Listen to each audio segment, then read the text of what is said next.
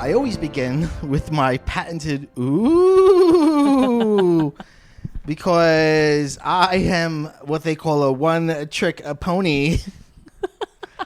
Happy Halloween. Oh, Bill, you should have gotten like a baking sheet and like shaken it and made the... We keep saying we need Foley art. We need some Foley work on this. I did add a lightning strike to the new one. I added a lightning strike as well. You just heard the brand new. Or this year's Halloween theme. That's right. By Mr. Kill Gagliardi. Oh, I love it. How are you doing? I'm great. How are you? Well, I have a gift for you. You come over here. Oh. We have gifts. As you know, around here. First of all, this is PCMC. You get it. This is Halloween 2024. Can you believe it? No, I can't. We did it. There's a lot of this show. Yeah. A lot. Yeah. We always begin. Someone else coming with. I did lock the door. Okay. We begin with the gift giving. That's right. I'll give first. Oh? I had a better gift I wanted for you. And I'll describe why I didn't get it. You didn't have to tell me that. No, but I do because I like the gift I got you, but I feel like I had a better one, and I want you to know that I had something better. That's not good. You were like, here's the worst gift. No, it's not bad. It's not bad. It's not bad. But all right. So yours is this thing. Pull it. Whoa. Pull on Whoa. No. Oh, I don't even see it yet. Oh, stop. Oh my God. So that's a bit of home decor, and you can use that year round. That is a sign, but it is Beetlejuice's ad from the original Beetlejuice. Beetlejuice, the bioexorcist. And then this Troubled by the Living flyer is in the new movie. Yes. Beetlegeist. And, you could put it up for spooky season, or you can have it year-round. You know I think that's a year-round. Henry is going to fight me for this. I love this. You know what? You've been outdoing yourself every single year. Last year was the Scared Mickey. Yes. The year before that was the Gravity Falls comic. Or was it the coffee cup? I think that was a couple of years before. It use that every all day. blurs. He's very thoughtful, but this... I'm glad. I am going to hang this I'm glad. Pride, and my son will steal it from me. Yeah, good. Probably. I won't even tell you what I wanted to get you then. What was it? I wanted to get you the Book of Bill, which is that new Gravity Falls book. But according to the fella at Barnes & Noble, they can't keep them on the shelves. Wow. Well, that's a good sign. I read it. I have one. It tells his origin story. It tells the story of how he met Ford, and then it hints at where he is after the show. Really? And the cover has a little thing that says what does it say? It says like for older kids or whatever, because it's darker than the show is. So I wanted to get you that because how often do you give a guy named Bill a Book of Bill? But the fellow at Barnes & Noble said no. He said no. You know what? This is a lot less reading, so that's a lot less work for me. And you know what? I know you're a busy guy. You're a busy guy. Sure, he's always on the go. He only reads posters. I only read posters. Okay. Posters. That's why you're so susceptible to propaganda. Exactly. All right. Oh, stop it right now. I can't. Get out of here. Oh my God. Okay. I'm screaming because this is the Over the Garden Wall. This is it's the makeup bag. Yes. Is that what it is? Yeah, it's a makeup, and it's just like a bag. It's because I thought it was a bag, and it's like a really good size. Yeah. So it's the frog. This Jason is Jason Funderburger in Greg's like teapot. Yes, which is so great. And wow, I love how like soft it is. It's so nice. There's 2 things for the kids inside the bag. Oh my gosh. And they are 2 kilos of cocaine. Oh no, they don't need that. I need that. Oh my God. Hocus Pocus figure bag clip. So Hocus Pocus blind bags. Are these keychains or they're just They are chip bag. Chip clips. Clips. That's awesome. Oh, this is so cool. Okay. I kind of like the Max, honestly. Oh, stop it. I love Jay and Ice in the cages. Yeah. Oh, I can't wait. They're going to flip out. All right. So I bought the Over the Garden Wall DVD this year because Max took it off. Yes. It's off Max. Max is always screwing up left and right. I hate them. Yeah. So thank you so much. You're welcome. This is amazing. I love Jason it. Funderburger. So the young lady who works at Hot Topic was like, I don't know what this is. What is this? Oh, you're like, girl, you better get yourself a DVD. Do you where know what were that you is? 10 years ago? She was like, I was a child. She's like, I was 10. I was 10 years ago. I was like, it's a show. Whatever. All right. So I guess the theme. Oh, wait. I'm sorry. Oh. I don't mean to. I have a card. I love this. I like this card. This is awesome. There's a card. Oh, thank you. It's just a cute. I really enjoyed the card. I saw the card and I was like, oh, that's a cool card. And I love a cool card. I love this. It's a very cool card. I love it.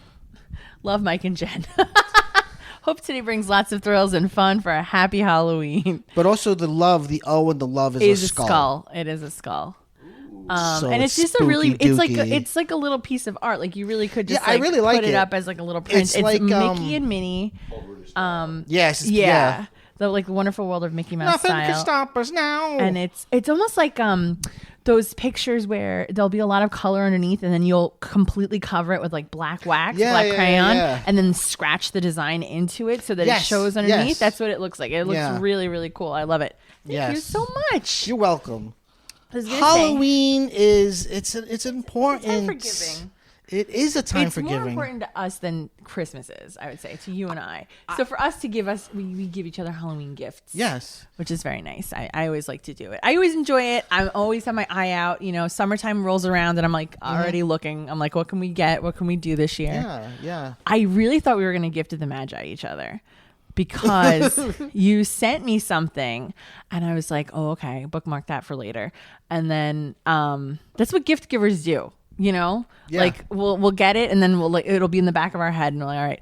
And so I thought for sure, like, I'm like, he's gonna get this probably. But you didn't, so that's good. Okay. So the theme of our gifts will be plush.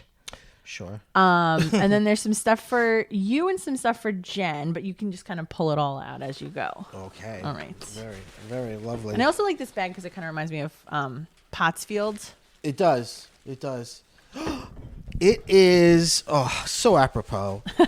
It is a Dracula Care Bear. Mm-hmm. And he's got a like beauty mark on his cheek that is a little bat, yeah. So I also got the Funko. Oh, the Funko version, very cute, of the same character. Tenderheart Bear as Dracula, and they had the other ones too. I really wanted to get Swamp Thing, so these were from a blind bag. Really? Like I ordered them as part of a blind, like 2 blind bags, and then one of them was Dracula. So I was like, okay. And then we got Frankenstein. The boys wanted Frankenstein, so he's up there, and he's very cute. But I was kind of hoping I'm like, come on, it'd be. I keep saying Swamp Thing. Creature from the Black Lagoon. Gil. That's right, Gilman. The Gilman. Gil. I love that. I love that. So yeah, so beautiful. Oh, there's more stuff. And these are cool. I like the Funko. Yeah. And this, you know, because you clicked on it, but this episode is Dracula. So that's for Jen. Ooh, Loungefly pins of Beetlejuice characters. We've got a very sexy Lydia Dietz and Miss Argentina. And then I guess what's her name? What's the mom's name? Delia. Actually, that's what I wanted to say, a very sexy Delia. And Beetlejuice looking great. I feel like lately they really emphasized the moss growing on his face, like more than I think it was in the original film. Like in the new one, there's an alarming amount of moss growing on his face. Well, I guess he's older, right? So it would have grown more. That's right. He's being played by versus how old he actually is. He's being played by a 1,000-year-old man. That's right. Now that is from Universal. Oh wait, I didn't include some. I know, isn't he cute? It's him. It's Gilman, which is the other episode we're doing. That's right. This season. That's going to be our closer. That's right. Because we are going in chronological order of the Universal monsters. Sans Mummy, because that movie sucks. I love this so much. This is beautiful. And will I keep the bag? You of may course keep I the will. bag, of course. Of course I will keep the bag. I even just like the tag, like their logo. I like it. It's really cool. I like it so much. I had one more gift for Jen, but I forgot to include it. I kept it separate because I didn't want it to. But it's not glass, actually. It's the Felix Felicis potion from Harry Potter Land. And what will this do to her? It will give her luck. And diabetes as well. Oh, okay. I think it's pure the sugar. luck of diabetes. The luck of the diabetic. Well, I'll for Jen, I will say thank you very much. You're so and for welcome. myself, I will also say thank you very much. That's right. And you know, if she wants one of these or a plush, I'll decide what who gets. Oh, what. I see. I will make the You're decisions. like, it's fine. She doesn't need to know.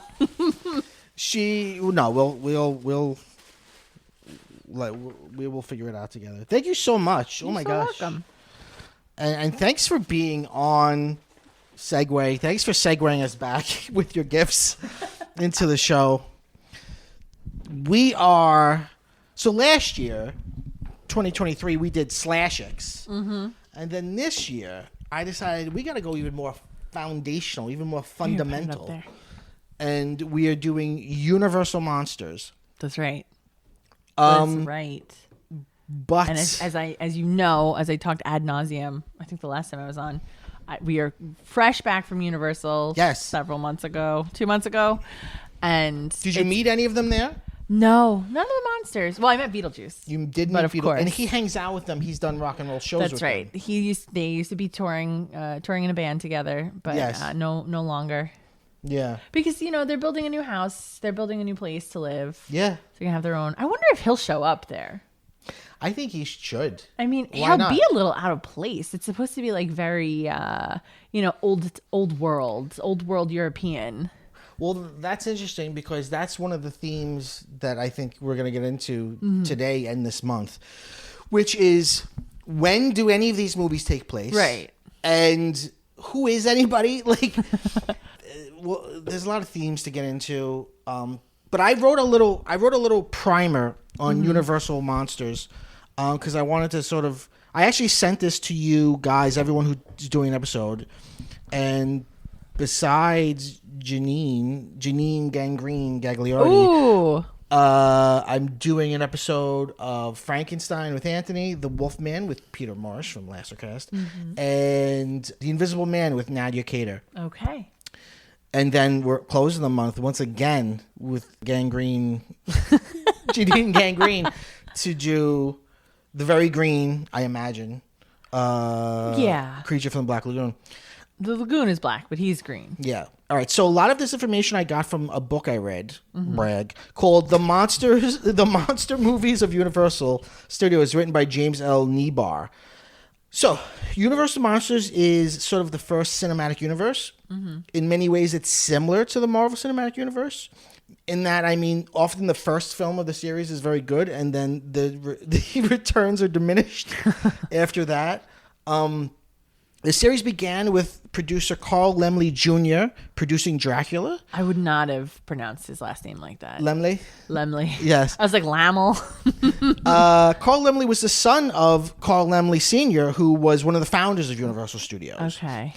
Dracula from 1931 is considered the first Universal monster movie. The last is The Creature Walks Among Us from 1956, which is the third Creature from the Black Lagoon movie. Oh. The core group of monsters are Dracula, Frankenstein's monster, the Bride of Frankenstein, the Wolfman, and the Creature from the Black Lagoon. The Invisible Man and the Mummy are sometimes swapped in. They're sort of like replacements. And sometimes when they really are stretching the list, they'll put in Dr. Jekyll and Mr. Hyde and the Phantom of the Opera. Yeah, you'll see those around sometime. But I don't think of them. They're not really part of the series. Laemmle started the series with Dracula, and it kind of continues from there. So one weird thing that makes Universal different from, say, Marvel is that many of the roles bounce around back and forth to different actors in the series. Among the same actors. Yeah. And they would play different roles, which I guess they're doing now with Robert Downey Jr. Yes, that's true. Oh, my God. Bela Lugosi plays Dracula, but he also played Frankenstein's monster at one point. He played Igor in the later Frankenstein movies. Boris Karloff played Frankenstein's monster and the Mummy. Lon Chaney Jr. played them all. He played the Wolfman, Frankenstein's monster, the Mummy, and the son of Dracula. Oh, okay. He played an iteration of every major character. Wow. The crossover movies are less frequent than with Marvel. There are really only 4. The first one is Frankenstein Meets the Wolfman in 1943. In this movie, this is the movie where Bela Lugosi plays Frankenstein. So weird. And then The next year, House of Frankenstein in 1944. This has Frankenstein, the Wolfman, and Dracula. Then a year later, House of Dracula has Dracula, Wolfman, and Frankenstein. Mm-hmm. And then in 1948, Abbott and Costello meet Frankenstein, with the first one I ever saw, which is all of them: Frankenstein, Wolfman, Dracula, and a cameo by the Invisible Man. But he's not played by Claude Rains as he is in the movie. In this cameo, he's played by Vincent Price. Oh, weird. The comedians Abbott and Costello met many of the monsters. They also have Abbott and Costello meet the Invisible Man in 1951. Abbott and Costello meet Dr. Jekyll and Mr. Hyde from 1953. And on their TV show, they did a sketch where they meet the creature from the Black Lagoon in 1955. All right. The Munsters, which is produced by Universal, and it was sort of a way to reuse all this like stuff IP that they had. Yeah. You know the Monsters. By that I mean the classic Rob Zombie film. Were like Frankenstein and Dracula public domain though? Like Universal doesn't yes, they own are. them. Yeah. They don't, but I think the look of them, like the reason that why, like iconic Frankenstein look is owned by them. Yeah. Say. Okay. Yeah. Okay. Or they might argue that in court. But in the Munsters, the Gillman from Creature of Black Lagoon appears as Uncle Gilman or whatever, Brett Gulman. And but there's no stress. It's just the same costume. Okay. It's just that's the Creature of Black Lagoon. He's here, and now he's your uncle.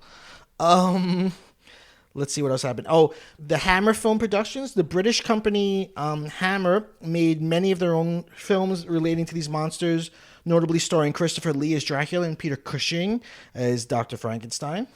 Both of them also end up in Star Wars. Yes, Peter Cushing for sure, I remember. But Christopher Lee, I guess, this is Count Dooku. Much later, yeah. In 1973 and 1974, Andy Warhol produced the satirical and erotic Flesh for Frankenstein and Blood for Dracula. The only thing I remember from this movie, I was very high when I saw both of these. The only thing I remember is from Flesh for Frankenstein where Dr. Frankenstein fucks a hole in Frankenstein's body. They're very gay movies. They're called Andy Warhols because he put his name on things, but he just produced it. They were directed by Paul Morrissey, and they have the same cast in both movies. Oh, wow. In 1987, Monster Squad is made. This is actually not a Universal production. Have you ever seen Monster Squad? I feel like I have when I was young. It's a ripoff of Goonies, but so it's sort of like Goonies meet the Universal Monsters. It's famous for the line, Wolfman has nards. But does he? He does. And this one of the kids kicks him in the nards, and they make chase. Well, I guess he'd have everything a dog would have, right? Yeah. Let's see. Okay, 1990, Francis Ford Coppola directed Bram Stoker's Dracula. Which some people say that the reason they put those names there was to not have Universal sue them. Well, also Universal. Visually, he's very different. Yeah, for sure. Francis Ford Coppola then produced Mary Shelley's Frankenstein, which is directed by Kenneth Branagh. Right, and starring Kenneth Branagh. Yes. And Robert De Niro. Yeah. But again, a very different depiction of Frankenstein's monster. Or Adam. I don't know why no one ever calls him Adam. Like, he's referred to as Adam in the text, which I'm sure, I know Anthony has read it, I think, probably a couple times, but... I think he teaches it. Okay. Well, then he would probably speak to this better, because my understanding of it was that I know that he is called like a Prometheus. He's called an Adam, like a first man. But I always felt like the monster adopted Adam as like his name. I read it once, like 10 years ago, and I don't remember him being called anything. Well, they never call him by that name, but they refer to him like as an Adam, and then I think he sort of like takes that on. Yeah. I talked about this with Anthony. I mean, I didn't because that's next week, and we film these in order. That's right. We filmed them. Yeah. What we do with the footage, I can't tell you. No, we don't record in order. When I talked to Anthony about Frankenstein, a little Hollywood magic for you. I'm ruining it, pulling back the curtain. I found out that the Frankenstein play is where the first use of calling the monster Frankenstein. Oh, okay. Have you ever seen that like handwritten? Yes. I love that so You could much. just call me. As the monster floated away on an iceberg, he shouted back to me, "You can just call me Frankenstein. I'm fine with it." Yeah. That reminds me of I was teaching a film class and I had a student who wrote a paper on Jaws and they kept referring to the shark as Jaws. Yes. And Jaws did this and Jaws did that. I love that so much. And it wasn't a bad paper, but I was just like, okay. It's Jaws. Yeah. I mean, it is, right? It's cashing in on the Francis Ford Coppola movies. In 1994, Wolf was made starring Jack Nicholson. Okay. And in 1992, Memoirs of an Invisible Man, starring Chevy Chase, directed by John Carpenter. This was also the time when Eddie Murphy did that, like Vampire in Brooklyn. Yes. And also we were talking about Dracula Dead and Loving It. Yes. So which is good. No, it isn't. But the thing about it is So good. It's so good. When you watched Dracula 1931 back to back with Dead and Loving It, it's like the perfect. You're like, Right. yes, this is great. Sure, you're right. Every beat they nailed out of the park. But Peter McNichol. Oh, no, he's great. He's great as Renfield. But the thing is, something about it's dead. It has no pace to it, and it's almost like it's got all the ingredients. It's like, but it's not a cake. It's like eggs and flour and sugar in a bowl, and it's not a cake. we'll get into it, but I feel that way about this film. Okay. And then, of course, in the 90s, The Mummy was revived as an Indiana Jones style adventure. Right. And series. it was successful. It had some sequels. Yes. And spin-offs. Oh, that's right. Scorpion King. Yeah. Many recent attempts to revive the franchise have been made. In 2014, Dracula Untold, that tried to make Dracula like a romantic hero. That movie failed. And then they said, oh, no, that wasn't us trying to start a series. And then in 2017, they did The Mummy with Tom Cruise, and that also That was supposed failed. to be the Dark Universe. Right. And that also featured Russell Crowe as Dr. Jekyll in that movie. Okay. In 2020, The Invisible Man, which is a great movie. Is that the one with Yeah, you know Emma Stillstone. What's her name? Yeah. Moss. Elizabeth Moss. Elizabeth Moss. Yes. Emma Stillstone, because I gather all the moss. That's right. That was a great movie. And then 2024, Abigail, which was loosely based on Dracula's daughter, and it was called Dracula's Daughter in its original script, and Dracula's in it. And now they're doing the Dark Universe at Universal Studios, a whole little land devoted to the Universal Monsters. Right. So they are still very much a part of our pop culture lexicon. Even if you've never seen any of these things or read any of these things, you know a Dracula when you see one. Right. And what's interesting is when things aren't present, right? So we'll get into the movie, but right off the bat, let's say that there's no fangs in this movie. No. And there's no garlic. They use wolfbane. Wolfsbane. Yeah. No garlic. Yeah. I want to get into the no fangs, no blood, no. And I don't know if that's you'd have to speak to this more because Sure. you know a lot more about this, but I don't know if that's like a codes thing, like an ethics or like the censorship. I always forget. I literally look this up all the time. I always forget when the production code begins. Look, I look it up so often that Google knew what I was going to say. Like From 34 again? to 68. So this is before that. But the thing about Dracula is we look back at it now and call it the beginning of the Universal Monsters thing. But it was sold... It wasn't sold as a horror movie or a monster movie. It was sold as a gothic romance. And the play was a gothic romance. And Bela Lugosi received oodles of love letters to Universal Studios after he made this movie. He was like a sex symbol from playing Dracula. Okay, now I have this note and I don't remember why I wrote it. Sure. Who is Hamilton Dean? Hamilton Dean wrote the stage play. He wrote the stage play. Okay. This movie is based on. Okay, from the play. Right. So this feels like a play. This film feels very much like a play. A lot happens off screen. A lot happens off screen. There's like 2 sets. Yes. Oh. Oh, I'm getting text messages in the night. In the night? What? Is it Dracula? It is. He's saying, come outside. I can't come in. That's also not in the movie. Yeah. The He just walks right in. Yeah. He's like, sorry to invite myself pretty over. rude. On no notice at all. Yeah. You're like, why don't you get the hell out of here? Yeah. Yeah, so it very much right from the jump, it feels like a play. But even before any of this, I want to talk about the credits and the use of Swan Lake. Yes. So Bill pointed out immediately, he's like, this movie has no score. He's like, it's silent. It is a silent film practically. Right, but it has, because of its aging, it has like tinnitus. It has a buzz.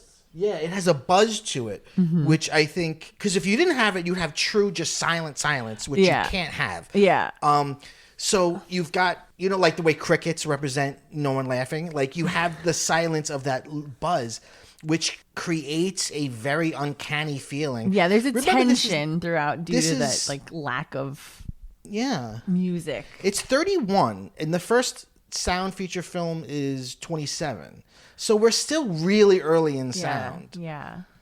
I thought the use of Swan Lake is so interesting because it is such a romantic score or a romantic piece of music, and it is like a tragedy. Yeah. And I was reading on the Wikipedia, like they said, they used it to ramp up the tension right away. But I don't know. I don't feel tense when I listen to it. I'm just like, there's something, but see, like darkly beautiful. Yeah, I get the romance from it. They also use it in the opening of The Mummy. Really? Which is The Mummy. I've said a lot this, and I will say a lot, how The Mummy is the Universal monster movie I really don't like. Yeah.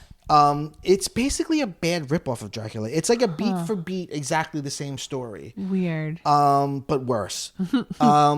It's also how Abigail begins. She's dancing in Swan Lake. Oh, that's a cool reference. But what's not in this movie is, and I forget the name of it. Maybe Bill knows the name of the music. Oh, okay. Was it? Toccata and Fugue in D minor. Toccata and Fugue in D minor? By who? Bach. Richard Bachman? That's Bachman Turner Overdrive. Bachman Turner Overdrive. That's not in it. Okay, yeah. The thing... Well, I don't want to cut you off. I feel like you're ramping up for something. No, I wasn't. It was really more of just... it's more of things I noticed. Because this is my first time seeing it. Okay. I've seen a ton of Dracula stuff, but never the Dracula. Interesting. And always have been like well aware of Bela Lugosi being the Dracula and like what he looks like, and even seeing clips. Yes. But never having seen the whole thing. But he's also, and I watched it today. I think today was only my second or third time watching it, and I found myself going, he's so much thinner than I always think of him. He's very slight, and he has a round face. He does, but he's very slight in it. So these movies are super duper short, and it's because they weren't thought of as like important movies. They were thought of as like B movies. Dracula's like 70-ish minutes or something. Dracula's so short. So is Frankenstein. Yeah. And the thing that both Dracula and Frankenstein have in common is they're like Reader's Digest versions of the stories. Yeah. They're truncated to such an extent. They're like abridged. Yeah. It feels like it doesn't feel like a fully fledged narrative. It feels like a moment or like a greatest hits of the moment of the story. Yeah. Like here are the beats that and nothing else. We won't show you. There's so much off-screen stuff that we're not showing you.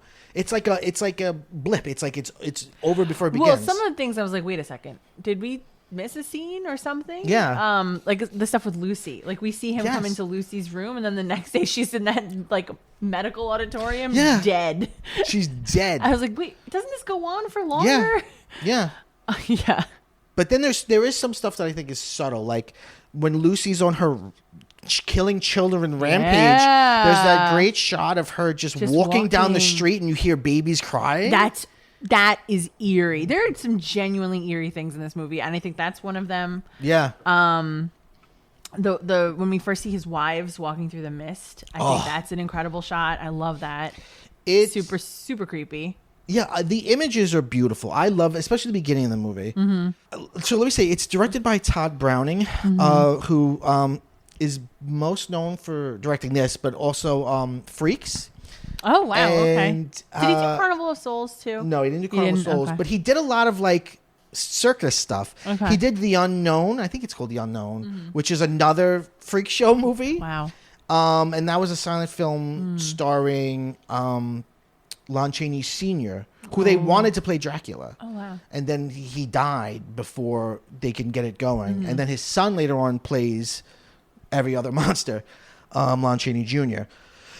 So Tom Browning is the credited director, but apparently he was a real serious alcoholic. Oh boy. And he was very depressed over the death of Lon Chaney Sr. And he just wasn't interested in the project. So he would just walk off. And the cinematographer did a lot of directing. Oh. The cinematographer is Carl Freund, who did Fritz Lang's Metropolis. Wow. He's like the guy for German Expressionism. And this movie brings that German Expressionist style to American cinema. The castles... The castle and Carfax Abbey, which, by the way, look exactly the same, even though they're supposed to be in different places. I know. It's like they reused the set. Yeah, are just beautiful and incredible. And the screenplay was by Garrett Fort, based on the play by Hamilton Dean and John L. Balderston, based on the novel by Bram Stoker. Ever heard of him? So we're all over the place. But so what... What's your relationship with Dracula? I've always loved vampires. Sure. Like, you know, the pre Twilight days, because I was already an adult when that was out. I've always had a fascination with them. I'm a big Buffy head, as you know. Sure. So they hold a lot of appeal for me. They are sort of, I was a big scaredy cat as a kid. Okay. I never wanted to watch horror movies. I think I watched my first horror movie when I was like 15 or 16 years old. And what was that? Candyman. Wow. Yeah, but I was too scared. And it was very much like a situation where I was at a friend's house and there was a big group of people and Candyman was on and I literally couldn't like bolt from the room because I'd be too embarrassed. So I was like, well, I guess I'm just watching this now. And it was not as bad as I thought it was going to be. And I was like, oh, okay, I guess I just like horror movies now. That's that. That's Jen's story as well, but it wasn't Candyman. It was Dr. Giggles. Dr. Giggles? I don't even know what that is. You don't remember Dr. Giggles? No. Candyman at least is like a classic, you know. So, but I'd never heard of Dr. Giggles. Dr. Giggles is it's kind of a classic. I got to see this. Okay. But yeah, just the sheer embarrassment of like being a teenager and going along to get along kept me in the room. Sure. You were like, I'd rather be terrified than have anyone here think that I'm in any way different from them. Yeah, exactly. However, but I watched Buffy as like a junior high schooler. Like some of that's scary. They were like my gateway monster. Yeah. They were safe enough for me to be like, I like this. I like spooky things. This is my spooky thing. Yeah. And I loved it. And I love Bram Stoker's Dracula. Have you read it? I've never. Did I ever read it? That's a good question. I've read Frankenstein. Have I read Dracula? I've listened to the audiobook. It's short. It's super short. You can listen to it in like a car ride. Yeah. So I have listened to the audiobook. Like I've listened to the actual text. And then I've just seen a lot of Dracula adjacent things. What's your favorite Dracula movie? My favorite Dracula movie is probably the Bram Stoker. I do really like it. But Francis Ford Coppola's? Yeah, Francis Ford Coppola's Bram Stoker's. Yeah, I think that's mine too. Yeah. Yeah.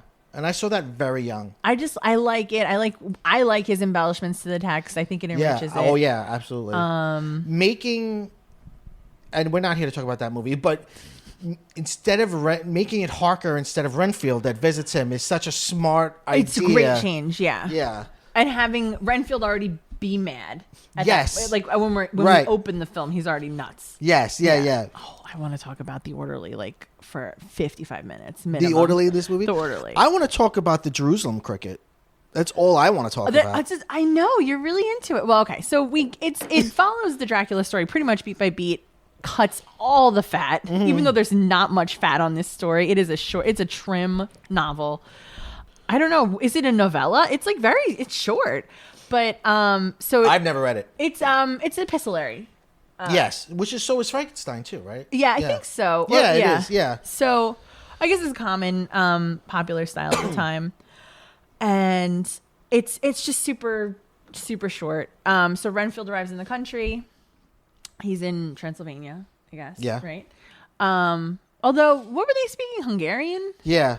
Doesn't he arrive in Hungary and then like he goes on some passage into Transylvania? The mountains, yeah. Because they are all speaking Hungarian. Yeah. So he arrives and they're like, "Oh, you better get inside. It's gonna be dark soon." It's what do you call it? It's Walpurgis night. Yeah.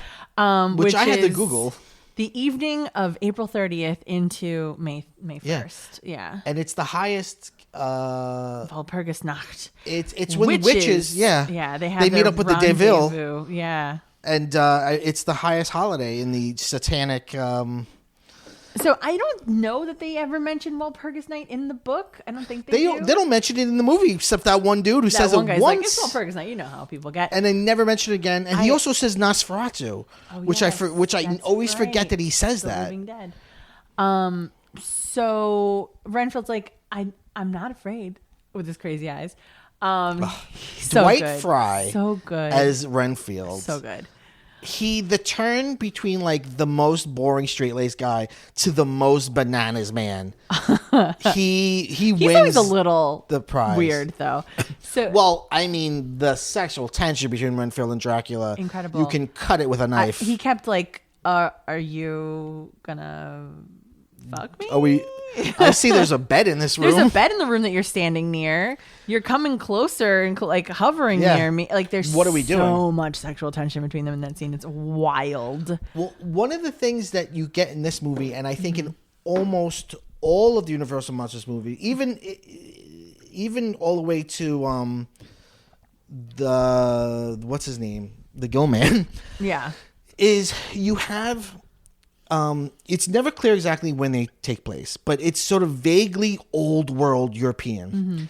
And it's always, there's always this tension between white, English, science and rationality and modernity against, common folks' superstition. Yeah, superstition for sure. And, like folk belief. Yeah, it's like rationality. And Eastern European. Right. They all have accents. Or, in the case of Creature, it's like South American. Right.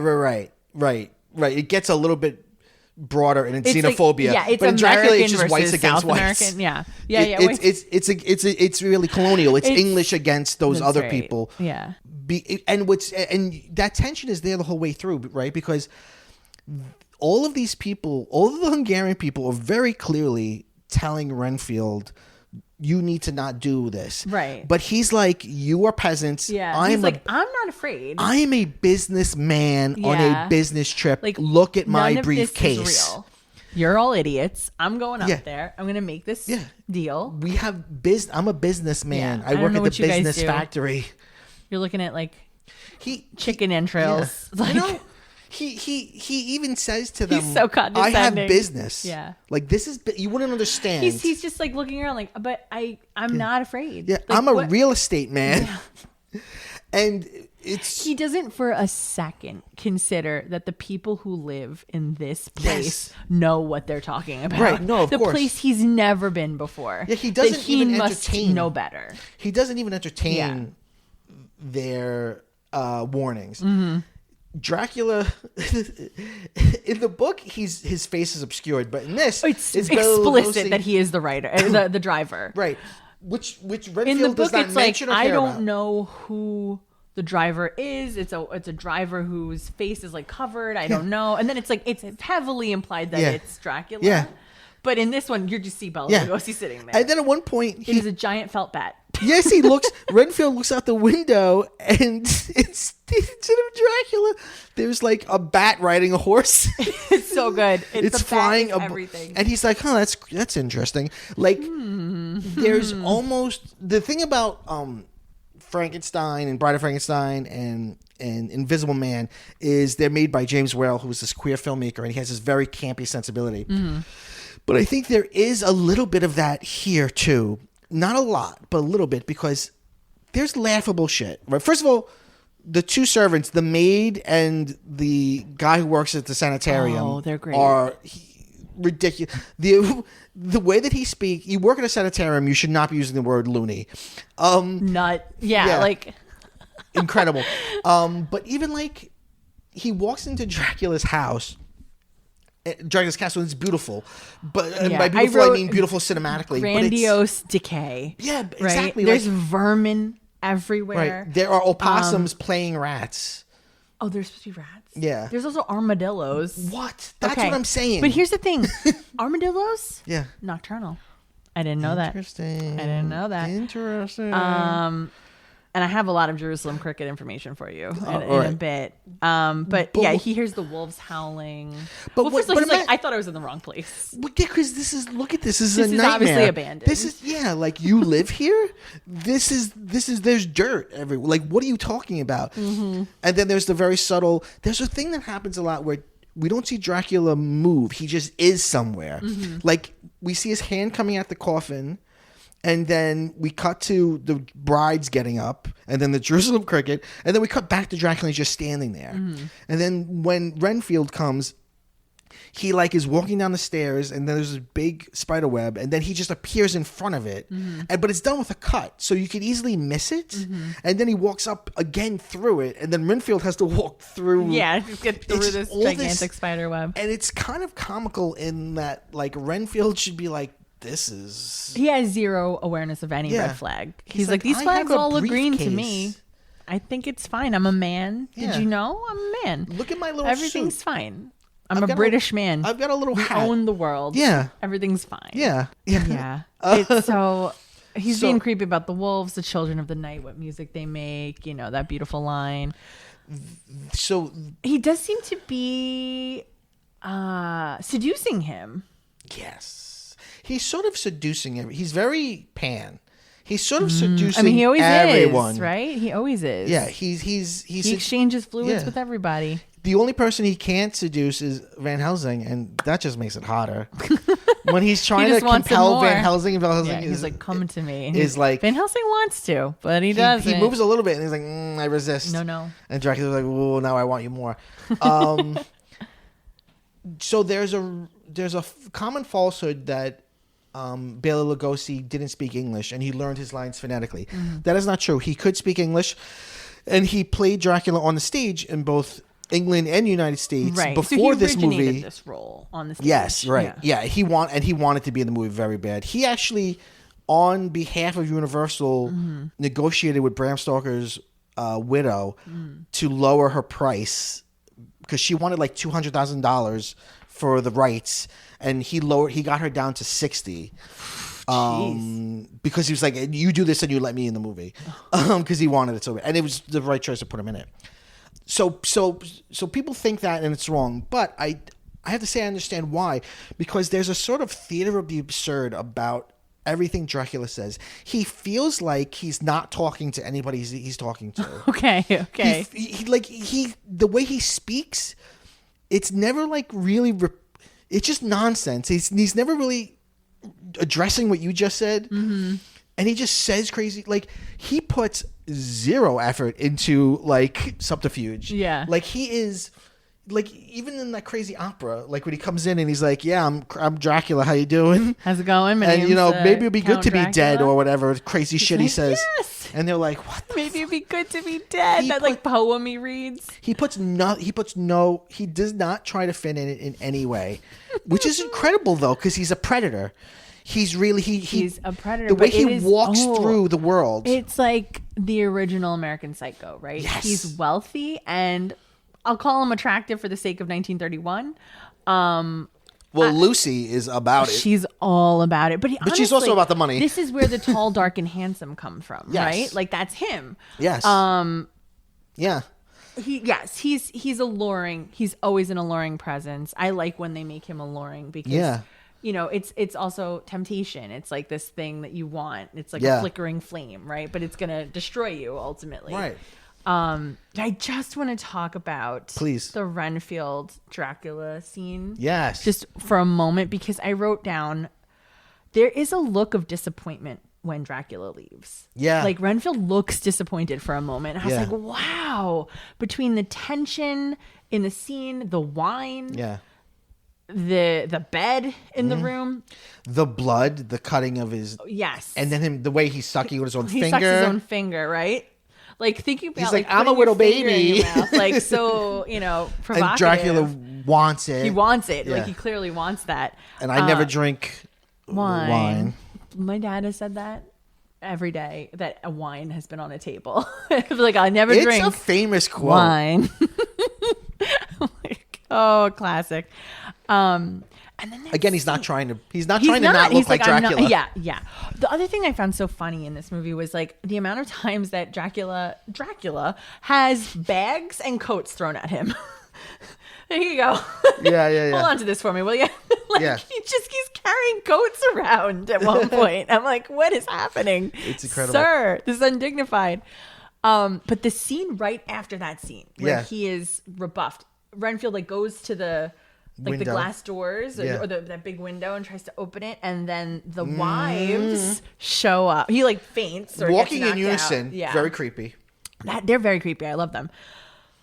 They are rebuffed by Dracula. Right. They're gonna suck Renfield's blood, and Yeah. Dracula says, He's mine. He's mine. Get away." And then the scene cuts away as he lowers himself on top of Renfield. Which is always, you never see him do the Do kill. it. No, you just see him It's lower always himself, him. which in itself is sexual because Yes. he's never shown to bite a neck. He's just putting his body on top of another Yeah. person's body, and then this is where And then they're the ultimate bottom. I mean, Renfield's the ultimate bottom. dickmatized, okay, completely.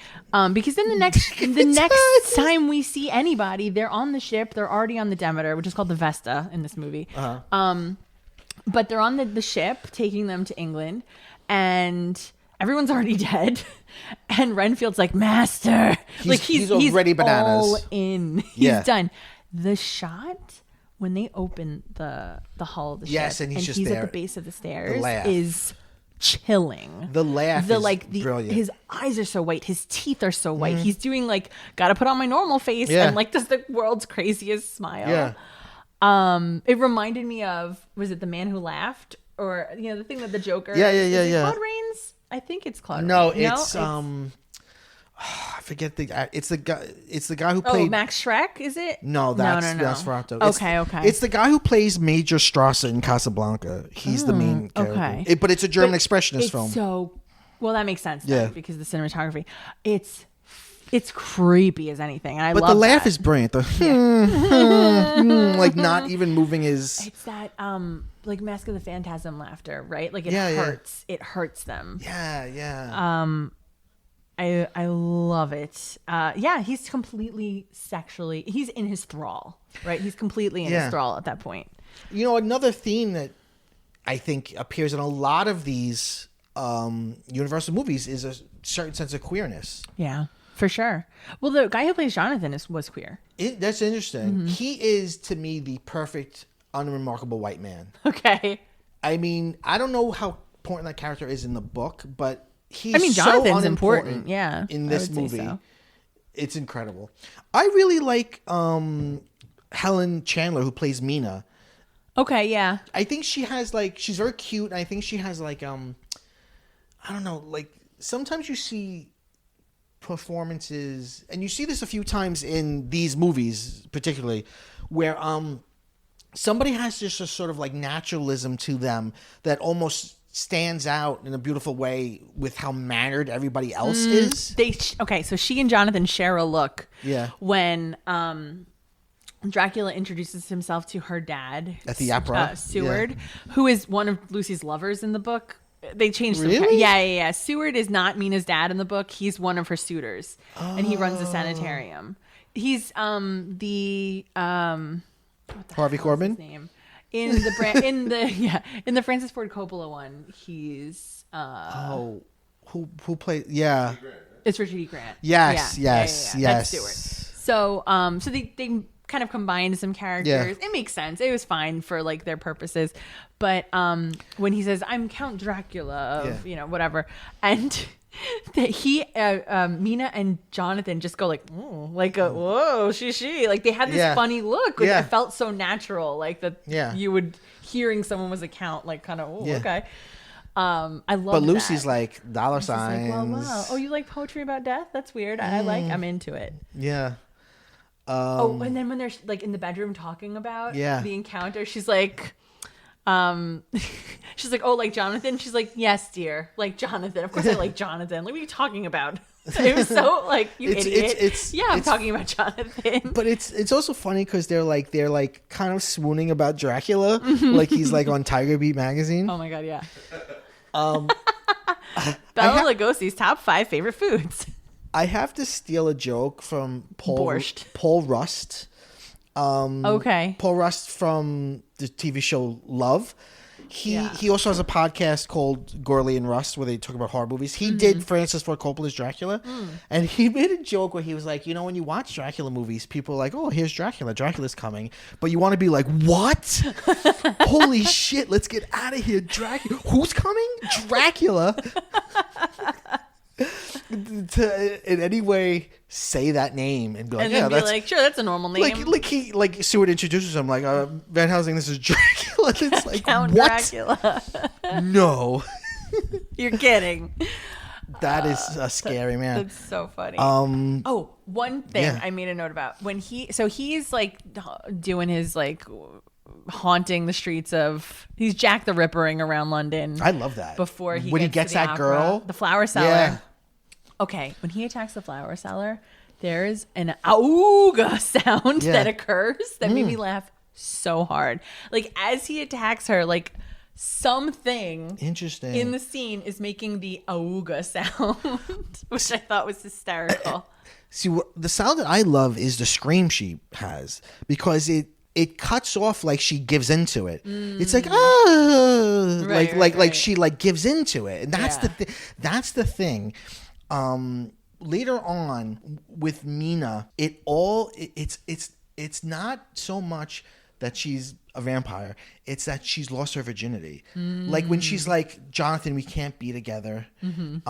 It's all of this like I drank his blood. Yeah, it's very like he didn't take from me. In I between also the took from him. Yeah. But it's very in between the lines of like I don't have a purity anymore. Released in there was an exchange of fluids. There's always that.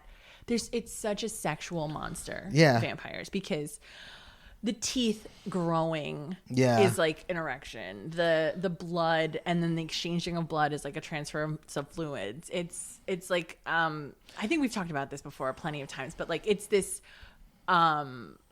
this monster that really can fit into sort of any time period that you put him in. If he's in the 80s, it can be about the AIDS crisis. If you're if you're talking about like the Victorian era, right? You're talking about like this real panic about sexuality and like the buttoned up nature of their society. It's just this great.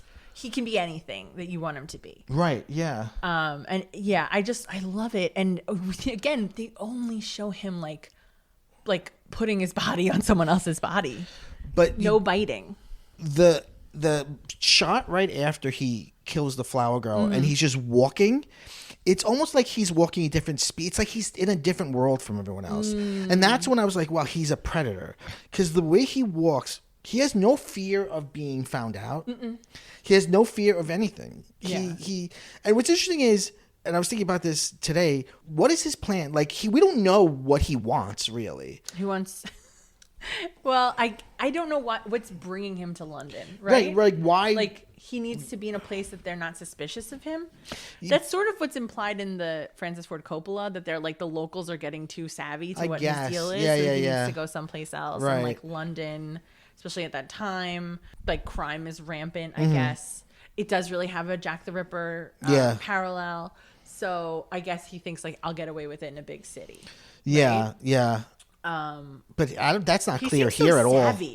Like he's savvy to know that. Yeah, yeah. He's worldly. Yeah. He wants to buy Carfax Abbey, which I was like, show me the Carfax. Yeah. He says that. Like, they cut that out. He says that. Show me the Carfax. They had to cut it out. He has that great line when he is basically like the jig is up. He says to Van Helsing, like for someone who's lived only one lifetime, you're pretty wise. Yeah. It's so, but again, he likes him. I love all the manners, right? Because at some point, it's very. They all have to pretend like he's not a monster. They're all like, still what being was that polite. about? What the devil was that? We're all still being polite, and he's like, "I'll see myself out." It's like I just outed you as a monster. Then you turn into a wolf the second you turn the corner. Yeah, you crazy man. Yeah, like you couldn't do that in here. We know you're a monster already. Everyone knows you're a monster. You did not have a reflection in the mirror in the cigarette box. Yeah. Did you notice that Bela Lugosi doesn't blink? No, I never noticed that. He does not blink. Wow. Which That's sometimes a great choice. Yeah. Well, the shots of him, there's so many close-ups of him, and he always has one eye or like one arched eyebrow. And that like line of lighting across his eyes, yeah. which they do in Schindler's List.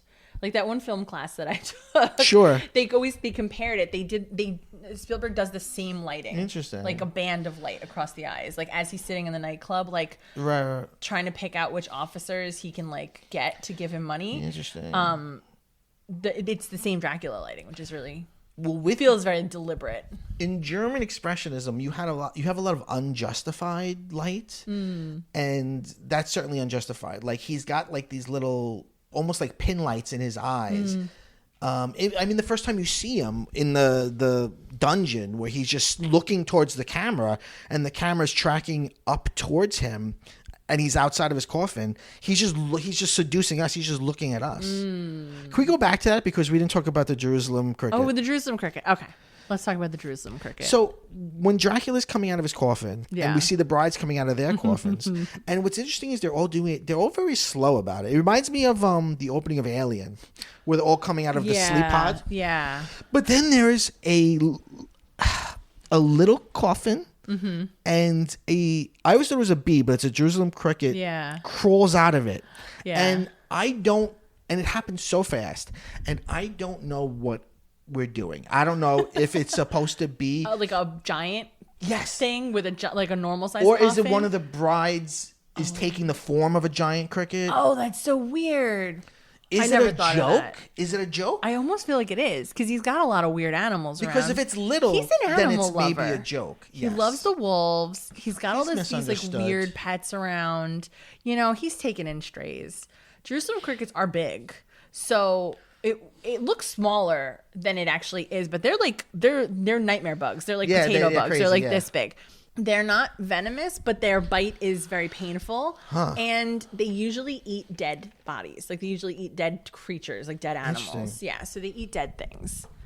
So that would be the reason. How do you read it? I read it as like that's his little pet. I feel and like he made him a little coffin? What else is he doing with his day? You know, he's got time on his hands. He's got nothing but time.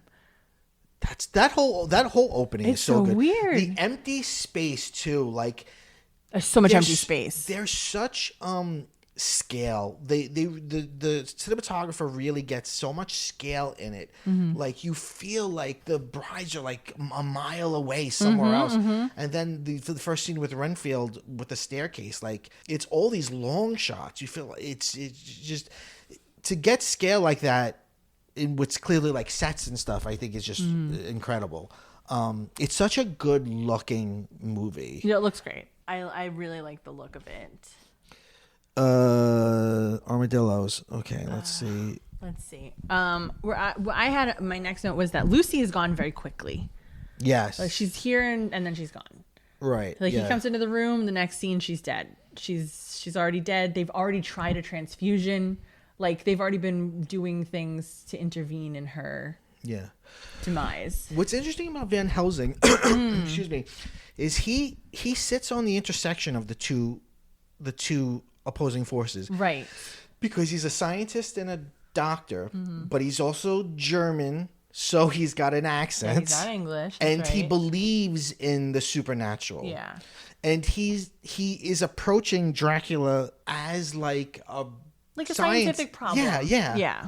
He's totally like... He's like, if my hypothesis is correct. Like, he's always trying to, like, figure him out using the scientific method. Yeah, and he's never like, I know this is crazy, guys.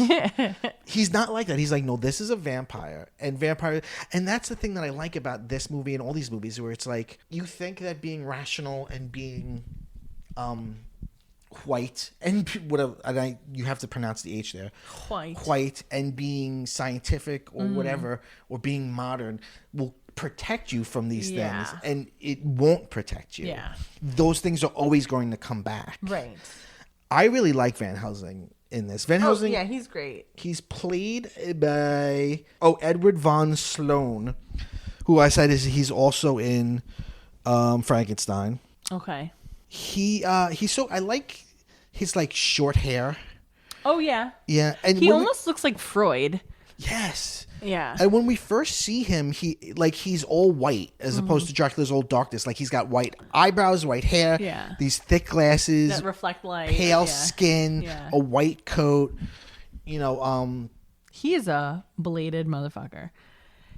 When he pulls the crucifix out, he's like leaning to the side, chill. He's cool as ice. The thing he does with the cigarette box, I think, is very cool. So would you take a look in here for me? Yeah. He sets them up. Yeah. And then Dracula has to, because he's like, oh, of course, manners. Yeah. Let me take a look. Oh, I'll have a cigarette. Why not? It's been a while, but okay. And then he sees it, he immediately smacks it down. And then has to pretend like, I'm so sorry I did that. Yeah. They still have to have manners. It's so weird. You know, it's a sexy moment when he calls Mina out to him, and he's like got his cape open, and she like embraces him, and he puts his cape over her. It's like, see, that's the thing that you don't see here, which I like about the Francis Ford Coppola one, which is like, I love Lucy in the Francis Ford Coppola one. She's in bananas. Is that Rebecca De Mornay? No, it's Sadie Frost, I believe. Okay, yeah. I love her, like, with the crazy fucking, Oh, she was nuts. But I love seeing them buy into it. Oh, yeah. Which you see only a little bit. You see a little bit of Mina in this. Like this is one scene where she's talking to the bat. There's the fake bat flying around. And she's like, yeah, And he's like, who are you talking to? And she's like, I'm not talking to anybody. And he's like, you just said to that bat.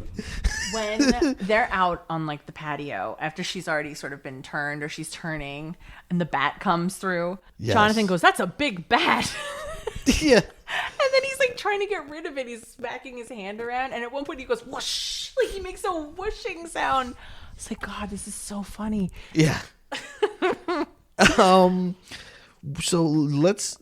let's talk about the maid and the orderly. The orderly. Oh, well, I loved him immediately. He's got like he's giving Shmee from Peter Pan. He is. He's got the same like accent where he's like, ain't you ashamed, ain't you? And he's like, look at this crazy old fly eater. He's like, Redford goes, who wants to eat a fly? And he's like, you do, you loony. You work in a sanitarium, sir. Yeah, he talks to them like I talk to my kids. Like, you loony. You loony, get out of here. I love what he says to the maid, where he's like, I sometimes have my doubts about you. We're the only ones here that aren't crazy. Yes. She just says yes. Yeah. And then he like Homer Simpsons into the bushes. He gets out of there real fast. Yeah. He's like, I'm done. I don't get paid enough to deal with you nuts. I love the juxtaposition between the common folk and the workers.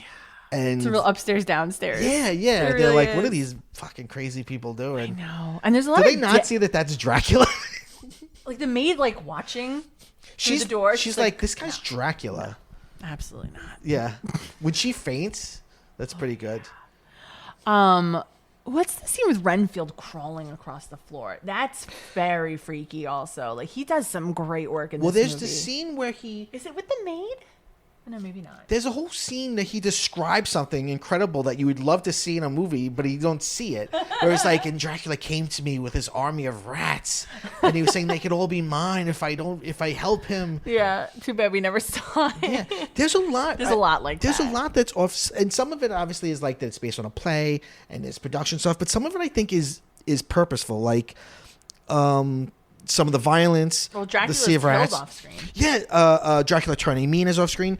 Dracula throwing Renfield down the stairs is off screen. Well, we see him fall slowly down the stairs. Yes. Like he tumbles once, and then we're to understand he dies, I guess, but he's... Yeah. And he's staked off screen, and that that's significant too. And something that Bill pointed out, because this movie and also Creature from the Black Lagoon do it, it's like they end. Then they end. Like, boom, right, done. they're done. We're out. And to the point where Van Helsing is like, all right, you two go.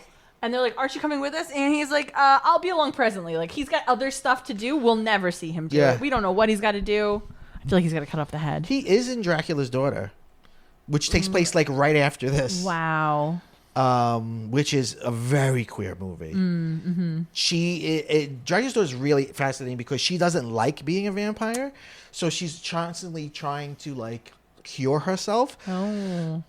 But they treat it like conversion therapy. Yes, right. They're like, at one point she's like, I'm not gonna do it tonight. I'm not gonna do it. And then she's like, fine, I gotta do it. And then she goes out and she finds this cute young girl, and she's like, I'm an artist. Can I come back and you want me to paint you? And then she like brings the girl back, and then she sucks the girl's blood. And the next day she's like, I told myself I wasn't gonna do it. And it's like, wow. That's amazing. Bela Lugosi only played Dracula twice. This, and then was it Abbott and Costello? Wow. Which is crazy. He is in the Wolfman though. I think he's great in the Wolfman. Was he in Plan 9? Yes, he was. I mean, he died before he finished, and they just threw shit in there. There's a lot. Anytime you see him where his face is completely covered by a cape, that's somebody else. That's not him. Aww. Well, he became a heroin addict. He had a That's sad. He had a tough go of things. I remember in Ed Wood seeing like sort of the end of his life depicted in that movie. Yeah, he was rough. Yeah, he had a rough time. I don't know if it's true. They say he was buried in his Dracula costume. I don't know if that's true. That would be great. You know, That's kind of fun. I want to be buried in a Dracula costume. It's more fun, you know what? It's more fun if it's us. When you play Dracula, that's weird. I guess so. I read a book called The Real Dracula. Okay. I forget who wrote it, but it was really good. And it was basically the introduction is like, it's not Vlad the Impaler. It's nothing to do with Vlad the Impaler. Oh, okay. Vlad the Impaler is not Dracula. Dracula is not a person. Vlad the Impaler is not Dracula. So forget that. Which is great because it's true. And then it goes on to just basically talk about people in Bram Stoker's life that he based the character on. And Bram Stoker, mainly his job was he was a theatrical agent and he ran a theater. And he had a star that he was like the lead actor in his theater group, right? Yeah, who was this. He basically was Dracula to him, and he was his Renfield. Wow. He was this giant narcissist personality that he felt like under the boot of. Wow. They also make the point that Bram Stoker is related to Oscar Wilde through marriage. Like his cousin is married because he had a wife at one point, Oscar Wilde. I think his cousin is Oscar Wilde's wife, and they knew each other, and like the dandy part of Dracula, they say he gets the author of this book posits that he gets that from Oscar Wilde. Do they talk about any relationship to John Polidori and the Lord Ruthven tale? I don't because remember. I think it predates Bram Stoker, I believe. Because did Frankenstein the novel or the book come out before Dracula? Let me see. Yeah, let's. 1893. Okay, so Frankenstein is 1818. So yeah. So a lot. Okay, so that Wild Weekend, that Woolly and Wild Weekend, yeah, 1897. Okay, yeah, so by a lot, like 80 years. So, that weekend when Mary Shelley and Percy Bysshe Shelley and Lord Byron and his personal doctor John Polidori were at this and what's her name castle. Too? Mary Shelley's sister, who was fucking Byron. Okay. But also, people think they were all kind of just fucking each other. I believe that. I do. So they all were challenged to write this story, right? And she wrote Frankenstein famously, but he wrote Lord Ruthven. And Lord Ruthven is the tale of a vampire. Yes. Right? And it's based on Byron. Like, interesting. He based that character, bold-faced on Byron. and his experience basically with Byron, and it's a very Dracula type of tale. Interesting. So I'm always interested in like what that relationship is, the Polidori Stoker relationship, and if he'd ever even read that tale or if it was in the zeitgeist at all. Like, I don't know. It is interesting because, and they get into this a little bit in that stupid Renfield movie that came out recently. Oh yeah, I didn't see it. We walked out of it. Wow, it was bad, but it was interesting to think of Dracula as a narcissist. Mm-hmm. Like, what is it like to have a narcissist in your life? You know, because like we've all, I think we've all at some point been under the thrall of a narcissist. Yeah. Don't you think? I think it's very popular nowadays for everyone to call their parents narcissists, right? Like, sure. That's like a Gen Z thing. And you're a narcissist. But I tell you, I know a narcissist and I know I'm in their thrall and I stay away from them. But I like it when they're happy with me. Okay. And I feel bad when they're unhappy with me. And I'm aware of it, but I'm like, they are narcissists. And I've fallen into their web. Maybe I'm just a weak person, but I feel like narcissists are, Well, I mean, obviously this is powerful in that way. Yeah. I think if you live forever, yes. What else are you going to be?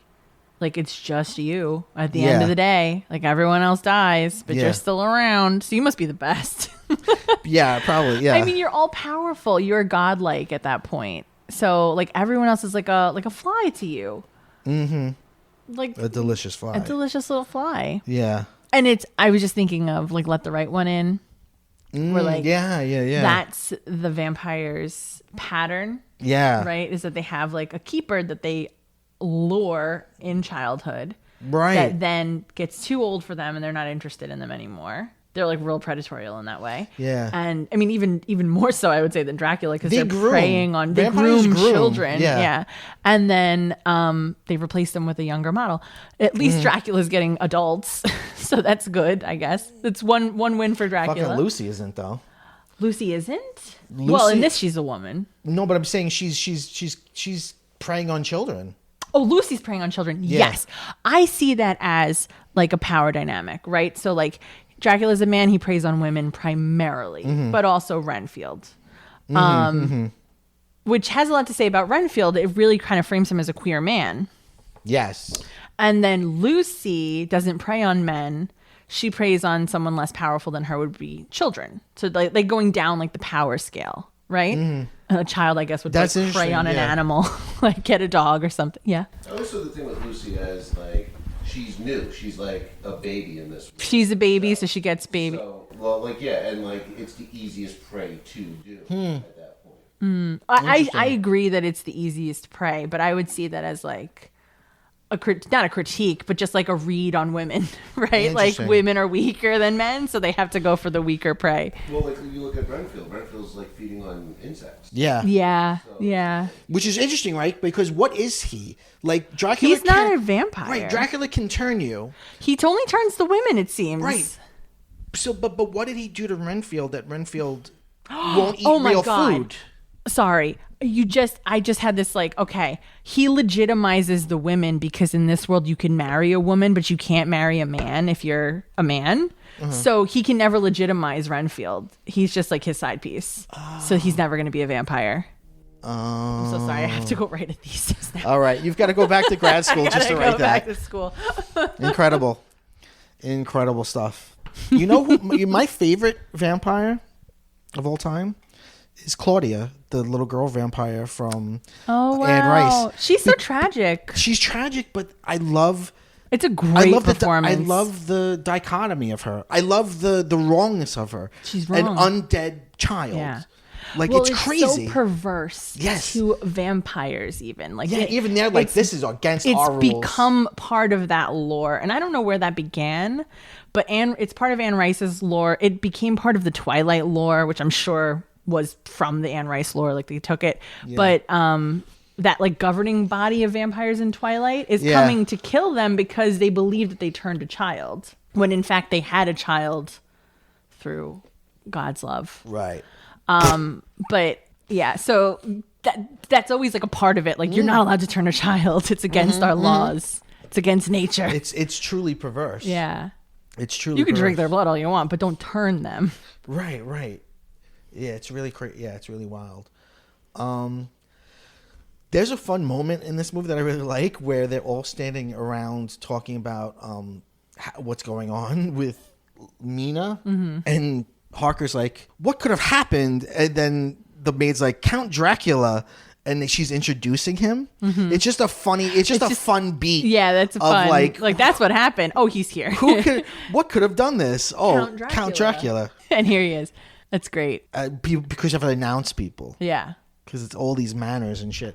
Yeah. You know, though, I don't know that he gets around it because, well, I guess he does because she doesn't let him in through the door.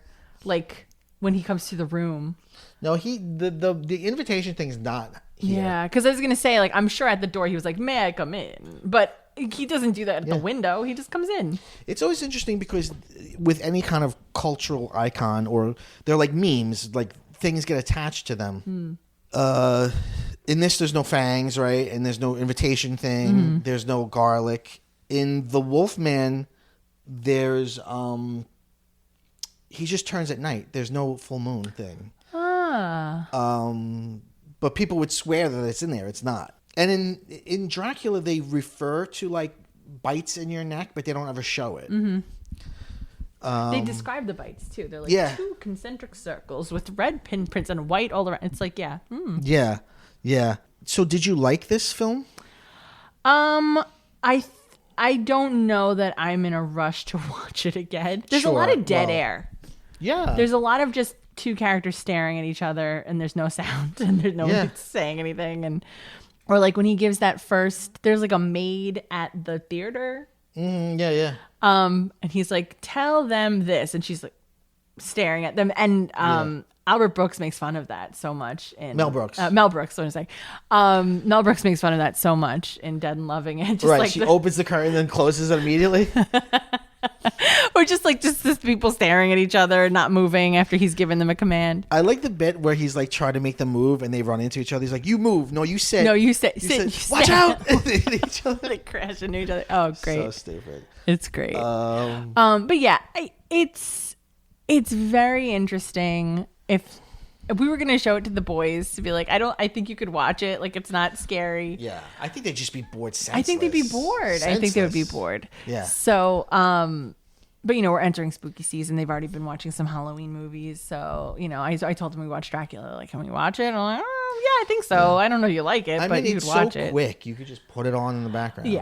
Yeah. So I'm not in a rush to watch it again, but I'm happy I saw it. It's sort of like in film anyway. It's sort of like an text. Like you have to understand it to understand everything else. Yeah. So at least I feel like I have that cultural reference now. Yeah. But it's beautiful to look at. It's definitely got some spooky things about it. Genuinely spooky things. And it's just a fun way to understand the text if you want a quick way to understand the text. It's also a classic. Yeah, I agree. It's a fun little watch. It's a beautiful, I don't know. It's like a little bauble. I don't know. It's like a beautiful little thing. Like, like I said before, it's like, it's not a narrative almost. You know what I mean? It's just, it almost feels like tailor-made to become a meme or an empty signifier that later on people constantly refer to and add things onto. Because there's not a lot of meat there. Like even when you see it, I agree with you. You're like, oh, I'm glad I finally saw it. But there's not a lot of meat there that you're like, oh, I wasn't aware of that. You know what I mean? Like, it's sort of exactly what you think it's going to be in a way. Yeah, agreed. He's very glossy. Like, everything about him is shiny. Like the satin on his hat and his hair is slicked back, and because he was he used to be a piece of shit. His eyes shine. I feel like there's almost like a little bit of gloss on his lips. Like he's like he's very he's like a jewel in this movie. He's like a shiny little jewel. Old money. Yeah. So I think about in the whole film he really stands out. I mean, It's one of the like most famous performances in any movie ever. How many lines does the guy have? Not that many. He's doing a lot of smizing. You know, he invented the smize. He's doing a lot of eye acting. Yeah. But there's a stillness to him and a stillness to the whole movie. You know, it's got a weird quietness they'll stand to it. still and like clouds and mists are moving around them, which is cool. It's a great looking film. Yeah, I agree. Well, Janine, it's free on Amazon Prime, so I encourage you to check it out. I bet it is.